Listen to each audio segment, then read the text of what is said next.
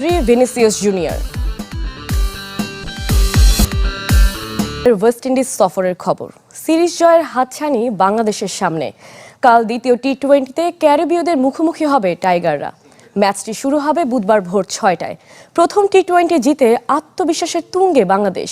সৌম্য সরকার, জাকের আলীরা দুর্দান্ত ফর্মে, তবে লিটন দাসের অফ ফর্ম নিয়ে চিন্তিত টিম ম্যানেজমেন্ট। ওয়ানডে সিরিজের ব্যর্থতা কাটিয়ে ছন্দে ফিরেছে বোলাররা। শেখ মেহেদী হাসানের উপর বাড়তি আস্থা রাখছে দল। উইনিং কম্বিনেশন ধরে রাখতে পারে বাংলাদেশ। অন্যদিকে একাদশে পরিবর্তনের ইঙ্গিত ওয়েস্ট ইন্ডিজের। সেন্ট ভিনসেন্টের স্লো উইকেটে বাড়তে সুবিধা পাবে স্পিনাররা।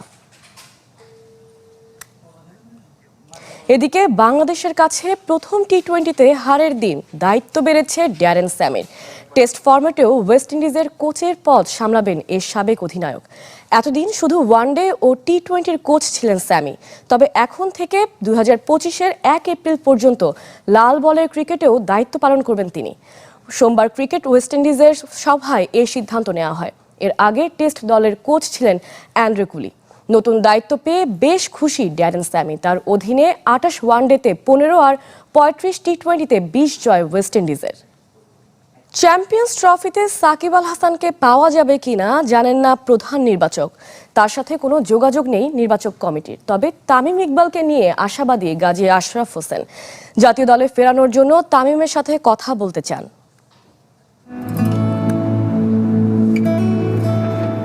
তামিম ইকবাল আর সাকিব আল হাসান শেষবার একসাথে খেলেছেন গেল বছর জুলাইয়ে আফগানিস্তানের বিপক্ষে। তামিমের অবসর, বিশ্বকাপের আগে সাকিবের বিস্ফোরক বক্তব্য আর বোর্ডের নিষ্ক্রিয়তায় জল ঘোলা হয়েছে অনেক, কিন্তু দুজনের দ্বন্দ্বের সমাধান হয়নি। তামিম সাকিবকে আবারও একসাথে দেখার মঞ্চ হতে পারে চ্যাম্পিয়ন্স ট্রফি। তবে টুর্নামেন্টের 2 মাস আগেও নির্বাচক প্যানেল জানে না চ্যাম্পিয়ন্স ট্রফির জন্য এই দুই ক্রিকেটারকে পাওয়া যাবে কি না। বিশেষ করে সাকিব আল হাসানকে নিয়ে আশার বাণী শোনাতে পারেনি প্রধান নির্বাচক। কিছু প্রশ্নের উত্তর একদম সরাসরি আমার কাছে নেই। আসলে সাকিব আল হাসানের ইস্যু আপনারা নিজেরাই অবহিত আছেন। এটার ব্যাপারে আমি এই মুহূর্তে সরাসরি পরিষ্কার করে আপনাকে বলতে পারবো না তার দলের অন্তর্ভুক্তির ব্যাপারটা। রাজনৈতিক পট আল হাসান দেশে আসতে পারছেন না। শেয়ার কেলেঙ্কারির কারণে 50 লাখ টাকা জরিমানা গুনতে হয়েছে। অনিয়ম দুর্নীতির তদন্তে ব্যাংক হিসাব জব্দ করা হয়েছে। সবশেষ বোলিং অ্যাকশনের ত্রুটির কারণে আইসিসির বোলিং নিষেধাজ্ঞায়ও পড়েছেন নাম্বার 75। দক্ষিণ আফ্রিকার বিপক্ষে হোম সিরিজের পর নির্বাচকদের সাথে আর যোগাযোগ হয়নি সাকিবের।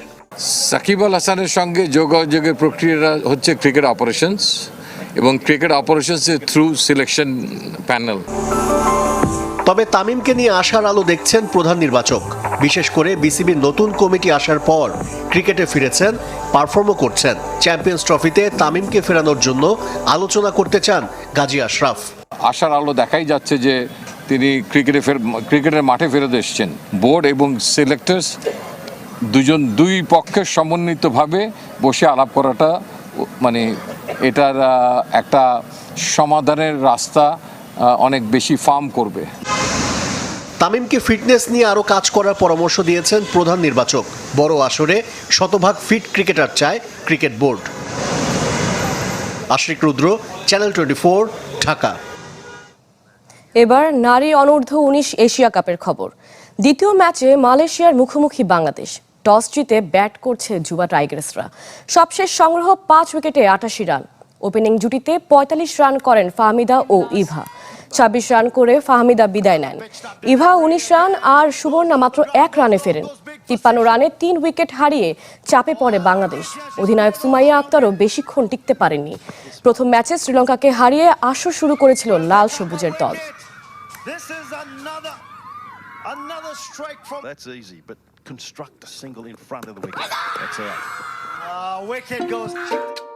যতবারই ছুঁই তোকে দিই যত্ন মাখা কোমল ছোঁয়া। এসিআই নিয়ে এলো কোকোনাট মিল্ক ও জাফরানের নির্যাস সমৃদ্ধ বেবি সফট বেবি লোশন, যা বাবুর ত্বকের আর্দ্রতা বজায় রাখে দীর্ঘক্ষণ। কোমল ছোঁয়া প্রতিবার। Baby soft. আজ বর্ষসেরা ফুটবলারের নাম ঘোষণা করবে ফিফা। কাতারের দোহায় বসছে দ্য বেস্টের এবারের আসর। কাতার বিশ্বকাপের 2 বছর পূর্তির আগের দিনটিকে বেছে নিয়েছে ফিফা। একই সাথে কাতারের বিখ্যাত আম্পায়ার একাডেমির 20 বছর পূর্তি, তাই সেখানেই হবে এবারের পুরস্কার। 9টি ক্যাটাগরিতে দেওয়া হবে পুরস্কার। বর্ষসেরা ফুটবলারের তালিকায় আছেন 10 জন, তবে সম্ভাবনায় এগিয়ে রদ্রি, ভিনিসিয়াস জুনিয়র। এছাড়াও লিওনেল মেসি, কিলিয়ান এমবাপ্পের নাম আছে এই তালিকায়। বর্ষসেরা নারী ফুটবলারের তালিকায় আছেন 16 জন। আয়তানা বোনামতি, সালমা পারাও এলো সহ বার্সেলোনার ফুটবলার 5 জন। বর্ষসেরা কোচের লড়াইয়ে আছেন Carlo Ancelotti, Lionel Scaloni, Luis de la Fuente, Pep Guardiola ও শাবি আলোনসো। এবারেই প্রথম নারীদের সেরা গোলের জন্য মার্তা অ্যাওয়ার্ড চালু করেছে ফিফা, যেমনটা ছেলেদের জন্য আছে পুস্কাস অ্যাওয়ার্ড। বিশ্বকাপ ফাইনালের 2 বছর পূর্তির এই আয়োজনের শেষটা হবে ফিফা ইন্টারন্যাশনাল কাপের মাধ্যমে, যেখানে খেলবে রিয়াল মাদ্রিদ ও মেক্সিকোর ক্লাব পাচুচা। ফেডারেশন কাপের খবর, আজ আবারও নামছে চ্যাম্পিয়ন্স বসুন্ধরা কিংস, প্রতিপক্ষ ফর্টিস। কিংস অ্যারেনায় ম্যাচটি শুরু হবে দুপুর 2:30টায়। একই সময় ময়মনসিংহে ঢাকা ওয়ান্ডারসারের বিপক্ষে লড়বে ব্রাদার্স ইউনিয়ন।